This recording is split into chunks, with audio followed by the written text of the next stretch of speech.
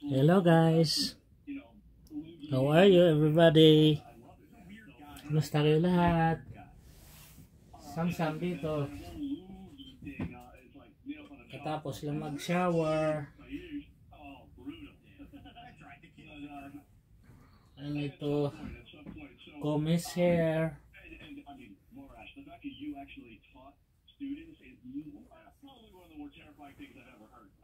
There's 20 million people just in New York, as an FYI, not like the actual continental United States.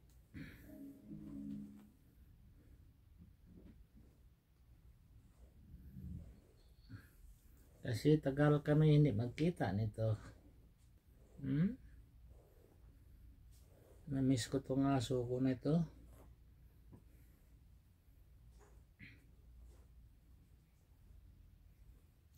Tabi pa naman sa akin matulog.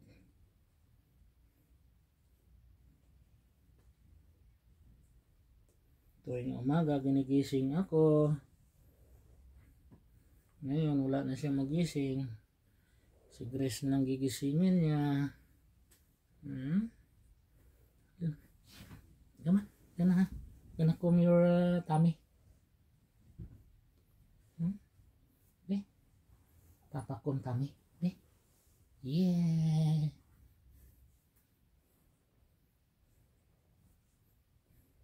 Tapos lang namin maligo.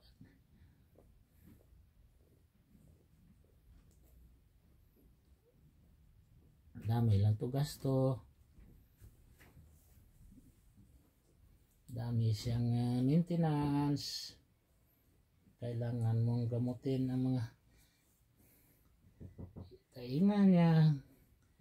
Kasi noon pinapabayaan ko na maligo sa dagat, pinasukan ng tubig. Ngayon may maintenance siya sa tainga niya. Guys, kumusta kayo din guys? Malapit na mag-raffle.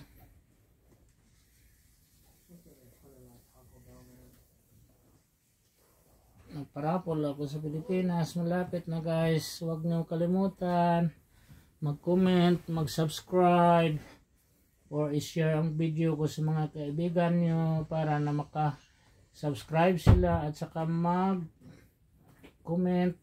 para kasali rin sila sa raffle. Right, baby? Wow. Yeah, kuya gonna take her, baby. Right? Kuya gonna take her, baby.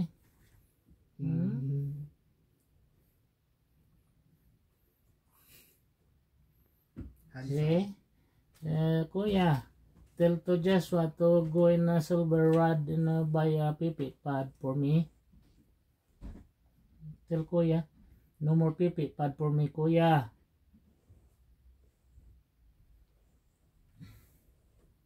Gusto nito na kuan siya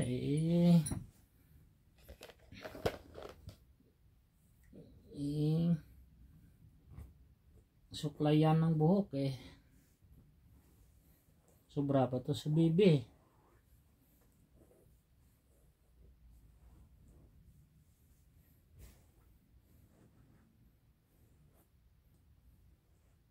Nacham. Now you're so handsome. Yeah.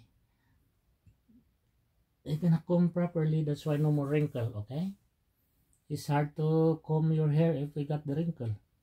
Over here, in your foot.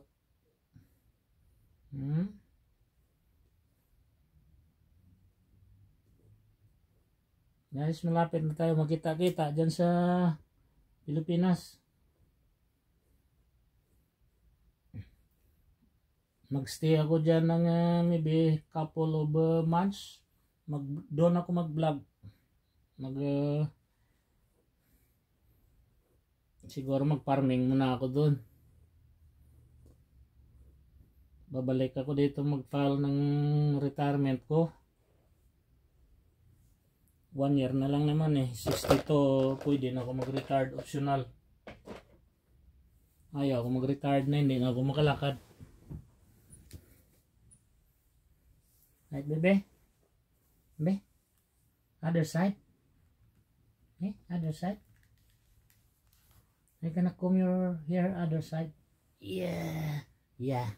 Right there. Good boy. Good boy. Hmm?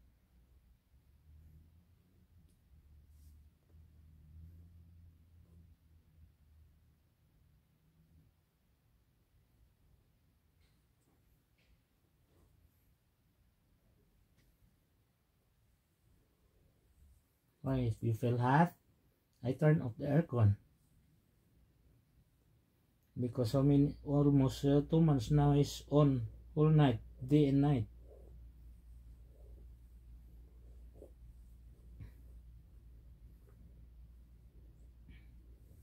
Wala ako guys, trabaho.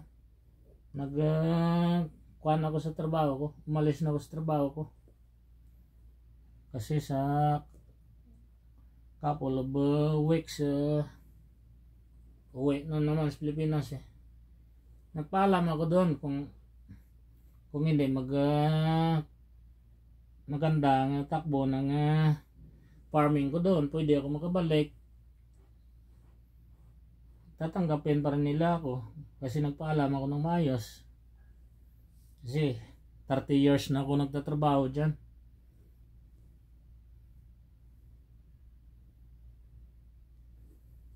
Kasi Gursing yung kapatid ko, tuloy-tuloy pa rin trabaho niya dyan.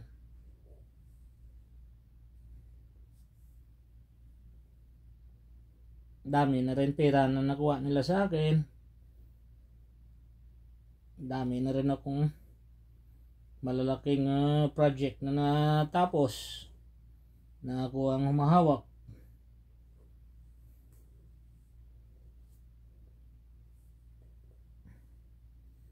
Ayaw nga sana nila ako pa uwiin eh. So sabi ko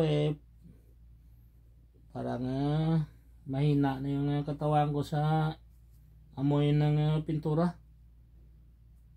Nagkakarasis ako pag makaamoy ako ng oil na pintura. Kasi mabaho yun.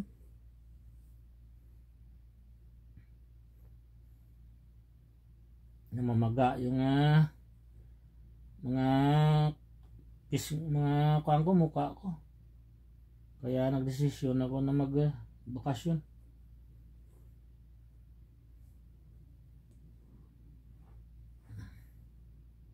Itong kawawa, naiwan ko to.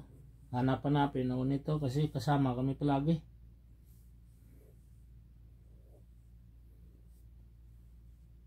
Kahit matulog to, natutulog to sa tabi ko.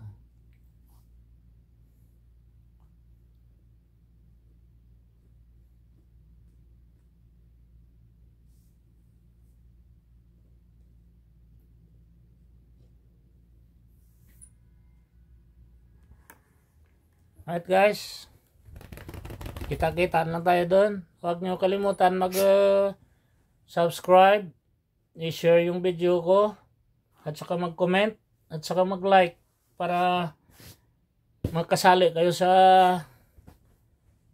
raffle ko sa Pilipinas. See you guys!